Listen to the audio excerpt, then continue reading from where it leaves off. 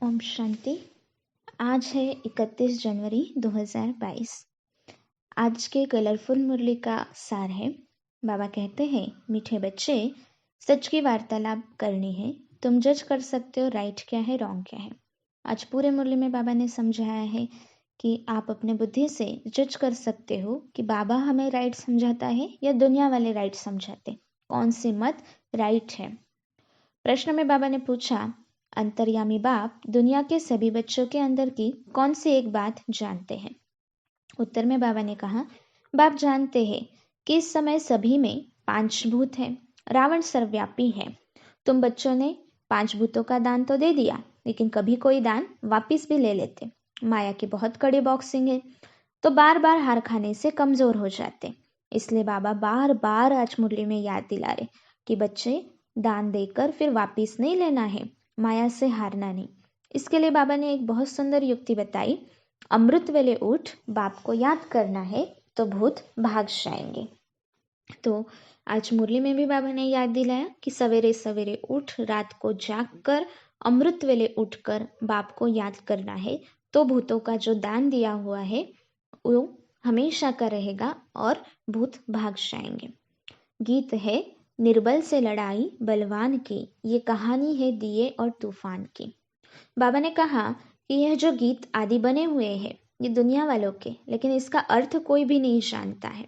बाबा कहते हैं कि छोटा दिया तो क्या, माया के तूफान बड़े बड़े दियों को भी मुरझा देते हैं, बुझा देते हैं, योग कम हो जाता है। तो बाबा ने कहा कि इस आत्म ज्योति का जो घृत है वह है योग, और इस ज्योति को जगाने के लिए क्षमा अर्थात परमात्मा को आना पड़ता है। तो परवाने भी मनुष्य के लिए कहेंगे, तो हम परमात्मा के क्षमा के परवाने हैं। फिर बाबा ने हम बच्चों को याद दिलाया कि परमात्मा को कहते हाजिरा हुजूर, लेकिन पूछेंगे कहाँ है तो कहेंगे सर्वव्यापी है। बाबा कहते हैं यह बात तो ठहरती नहीं, वह आकर हम बच्चों को राजयोग सिखलाते हैं। वह देखने में भी आते हैं। खुद आत्मा कहती है कि मैं स्टार हूँ, बहुत महीन हूँ। तो अच्छा, भ्रुकुटी के बीच में कहीं ना कहीं तो वो आत्मा है ना। तो बाबा कहते हैं कि भ्रुकुटी शुद्ध स्थान है, आत्मा का निवास स्थान है, जहाँ पर टीका भी लगाते हैं। आत्मा ही कहती कि मैं एक शरीर छोड़ दूसरा लेती हूँ। तो इसमें बाबा कहते संशय की कोई बात ही नहीं है। अब बाबा ने हम बच्चों को सारे ड्रामा के राज को याद दिलाया, 84 जन्मों के नॉलेज को याद दिलाया है। बाबा कहते हैं कि तुमसे फिर यह नॉलेज निकल जाती, तुम पतित बन जाते। यह भी नाटक में पार्ट है, किसी को दोष नहीं दे सकते। बाबा कहते हैं कि तुम भी समझते हो कि यह अनादि ड्रामा है और ड्रामा के हम परवश हैं। अब जब बाबा आते हैं, ईश्वर आते हैं, तब हमें ड्रामा का राज समझाते हैं, ड्रामा की नॉलेज देते हैं। तो बाबा कहते हैं झट और झूठ, सच और झूठ जो है वह सिद्ध कर बतलाओ। भारत सचखंड था, अब झूठ खंड बना हुआ है, तो झूठ खंड में झूठ की ही वार्तालाप है। तो बाबा कहते अब जज करो कि मैं तुमको राइट समझाता हूँ या वह दुनिया वाले राइट समझाते हैं। फिर बाबा ने आज हमें याद दिलाया कि आत्मा को निर्लेप कहते, लेकिन वास्तविकता आत्मा ही कहती है कि मैं तंग होती हूँ। आत्मा ही सुख और दुख का जो भोग है वो शरीर के द्वारा भोगती है। तो बाबा कहते हैं कि यह ड्रामा एक ही है, रचयिता भी एक ही है। दुनिया वाले तो बहुत प्लान बनाते हैं कि दूसरे ग्रह तारों पर जाएंगे, वहां पर प्लॉट आदि बनाएंगे, लेकिन बाबा कहते हैं कि दुनिया तो एक ही है, मनुष्य सृष्टि का बीज रूप भी एक ही है। कोई तो बीज होगा ना इस कल्प वृक्ष का, तो वह जो बीज है अर्थात जिसमें इस पूरे वृक्ष के आदि मध्यांत का नॉलेज है, वह है बीज परमात्मा, और वह एक ही है। फिर बाबा ने कहा कि तूफान लगने से जैसे बड़े बड़े झाड़ गिर जाते, वैसे ही माया के तूफान भी बहुत आते। फिर पुकारते हैं कि रावण संप्रदाय वाले, माया वाले तूफान डालते हैं, तो विघ्न डालते हैं। लेकिन बाबा कहते हैं तूफान तो आएंगे, परंतु तुम स्थैर्यम रहना, अर्थात तुम अचल अडोल रहना, कभी किसी को गुस्सा नहीं करना। बाबा कहते हैं कि बच्चे लिखते हैं कि क्रोध के भूत ने हमें वश कर लिया, जीत पा ली, गिर गए। तो बाबा कहते ये तो बॉक्सिंग है ना, घड़ी घड़ी गिरते रहेंगे तो कमजोर हो जाएंगे। इसलिए आज बाबा ने हम बच्चों को एक मिसाल याद दिलाया, भक्ति का एक बहुत सुंदर स्टोरी कि राजा हरिश्चंद्र जी की कहानी। तो उसमें जैसे कि है कि दिया हुआ दान जो स्वप्न में दिया हुआ था, लेकिन फिर भी कभी वापिस नहीं लिया, कितनी भी परीक्षाएं आई। तो उसी प्रकार राजा हरिश्चंद्र के मिसाल हम बच्चों को भी माया का जो दान दिया हुआ है, 5 विकारों रूपी दान, वो कभी वापिस नहीं लेना है। बाबा ने इसके लिए स्थूल एग्जाम्पल भी दिए, जैसे कोई मकान बनाने के लिए दान देता या कोई कन्या दान करता तो वापिस ले नहीं सकता, तो दान दी हुई चीज कभी वापिस नहीं ली जाती। फिर आज बाबा ने समझाया कि परमात्मा का नाम सब जपते, शिवलिंग की प्रतिमा भी है, फिर कह देते कि वह नाम रूप से न्यारा है, तो बाबा कहते हैं कि अपने हट से उतरते ही नहीं है। इसलिए पहले पहले सभी को पूछना चाहिए कि परमपिता परमात्मा से तुम्हारा क्या संबंध है। सामने शिव का मंदिर खड़ा है तो वो आपका क्या लगता है? अच्छा पिता है तो पिता कभी नाम रूप से न्यारा या सर्वव्यापी हो सकता है? तो इस प्रकार से प्रश्नों के द्वारा बुद्धि खुलानी चाहिए। फिर बाबा ने कहा कि तुम बंदगी करते हो, याद करते हो, तो जरूर पिता कहते हो तो वर्षा भी तो होगा ना, प्राप्ति भी तो होगी ना। तो आइए वर्षा लीजिए, जैसे हमने उनका वर्षा लिया आप भी प्राप्त करें। इस प्रकार से सबको समझाना है। बाबा कहते सुनने वाले भी बहुत सारे आएंगे, लेकिन आप देखेंगे कि निश्चय नहीं है तो रफू चक्कर हो जाएंगे, अर्थात माया के फिर से हो जाएंगे, आज है कल नहीं रहेंगे। तो बाबा कहते हैं कि तुम कोई को भी समझा सकते हो, लेकिन तुम्हारे में भी नंबरवार है, कोई की बुद्धि सतो है, कोई की रजो है, कोई की तमो है। तो बाबा कहते बाप को आप पूछ सकते हो कि हम किस कैटेगरी में हैं। बाबा कहते हैं अगर पूछेंगे तो बाबा कहेंगे नंबर 1 भूल यह है कि तुम सर्विस नहीं करते हो, जिसके कारण पद भ्रष्ट हो जाएगा। सर्विस तो देखने में आती है ना। तो बाबा ने आज समझाया कि मंदिरों में जाकर समझाओ। बाबा के कई बच्चे हैं जो कहते कि हम बहुत सर्विस करते, लेकिन बाप जानते हैं कि कौन कितना सर्विस करता है। इसलिए बाबा कहते हैं कि फिर से सर्विस कर अपने बुद्धि का सतो प्रधान होने का सबूत देना है।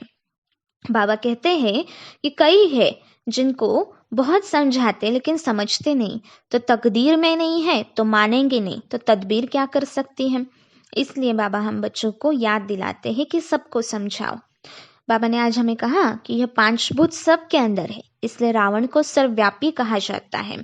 तो देह सहित पुरानी दुनिया के सभी संबंधों से बुद्धि योग निकाल एक बाप को याद करने में बड़ी मेहनत है। इसलिए बाबा कहते हैं यह मेहनत रात को करो। जैसे सवेरे उठकर माला जपते हैं, वैसे ही तुम बच्चे भी सवेरे सवेरे उठकर बाप को याद करो। फिर बाबा ने कहा कि एक ही यह देवी देवता धर्म है जो अपने को भूल गया है। देवताओं की पूजा करते लेकिन जानते नहीं कि यह किस धर्म के, फिर अपने को हिंदू कह देते हैं। बाबा कहते तुम बच्चे लिखते भी हो देवी देवता धर्म के, लेकिन वो लोग फिर लिख देते कि भारतवासी सभी हिंदू हैं। तो यह बड़ा वंडरफुल राज है। फिर बाबा ने आज हमको ये भी याद दिलाया कि यह नाटक नहीं है, यह ड्रामा है। अर्थात जैसे पहले ज़माने में लाइव नाटक होते थे, तो बाबा ने कहा कि उसमें अगर कोई एक एक्टर बीमार है तो दूसरा रिप्लेस कर सकते थे, लेकिन जो फिल्म बनती है, ड्रामा बनता है, तो उसमें एक बार वो रिकॉर्ड हो गई तो वैसी की वैसी चलती है। वैसे ही बाबा ने कहा कि यह ड्रामा है, इसमें कुछ भी चेंज नहीं हो सकता, अनेक बार पार्ट बजाया हुआ है और वैसी के वैसी वर्ल्ड की हिस्ट्री ज्योग्राफी रिपीट होती रहती है।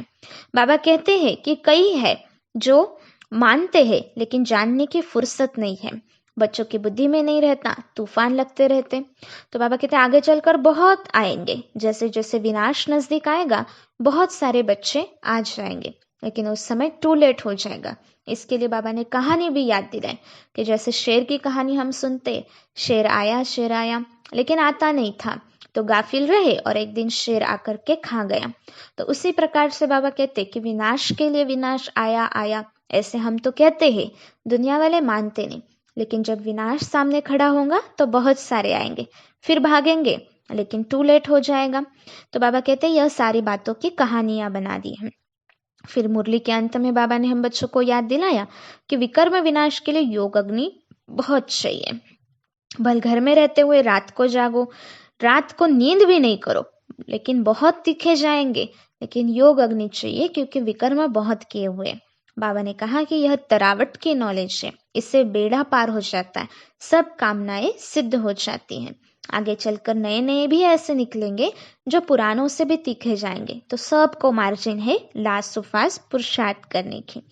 फिर हम बच्चों को धारणा में बाबा ने आज कहा कि विनाश के पहले बाप से पूरा पूरा वर्षा लेना है, रात दिन योग में रहे, विकर्म विनाश कर नंबर आगे लेना है। देह सहित पुरानी दुनिया के सब संबंधों को भूल एक बाप को याद करना है। जो चीज एक बार दान दे दी उसे वापस नहीं लेना है। फिर वरदान में हम बच्चों को बाबा ने आज वरदाता बन बहुत सुंदर वरदान दिया। संकल्प रूपी बीज द्वारा वाणी और कर्म में सिद्धि प्राप्त करने वाले सिद्धि स्वरूप भव। बाबा ने कहा बुद्धि में जो संकल्प आते वह बीज है, वाचा और कर्मणा उसका विस्तार है। अब बीज को त्रिकालदर्शी स्थिति में स्थित होकर चेक करो, शक्तिशाली बनाओ तो वाणी और कर्म में स्वतः सहज सफलता मिलेगी। यदि बीज शक्तिशाली नहीं अर्थात संकल्प शक्तिशाली नहीं तो वाणी और कर्म में भी सिद्धि की शक्ति नहीं रहती। इसलिए बाबा ने हम बच्चों को त्रिकालदर्शी स्थिति में स्थित होकर संकल्पों को चेक करने के लिए कहा। कई बार हम सिर्फ वाणी और कर्म को चेक करते, लेकिन हमें संकल्पों को चेक करना है ताकि हम सिद्धि स्वरूप बने। इसके लिए बाबा ने कहा कि आपने कभी तो चैतन्य में सिद्धि स्वरूप बने, इसीलिए आपके जो जड़ चित्र है उनके द्वारा भी भक्त आज तक सिद्धि को प्राप्त करते अर्थात मनिच्छित फल प्राप्त करते हैं। इसलिए अभी संकल्प से सिद्धि यह अभ्यास हम बच्चों को करना है। स्लोगन में बाबा ने कहा योग अग्नि से व्यर्थ के किचड़े को जला दो तो बुद्धि स्वच्छ बन जाएगी। लवलीन स्थिति के अनुभव का पॉइंट है समय प्रमाण लव और लॉ दोनों का बैलेंस चाहिए। लॉ में भी लव महसूस हो, इसके लिए आत्मिक प्यार की मूर्ति बन हर समस्या को समाधान करने में हल करने में सहयोगी बनो। शिक्षा के साथ सहयोग देना ही आत्मिक प्यार की मूर्ति बनना है, अर्थात आपस में इतना शुद्ध आत्मिक स्नेह हो जो किसी को शिक्षा देते देते सहयोग भी दे ताकि सभी समस्याओं का हल हो सके। लॉ में भी लव को महसूस करें।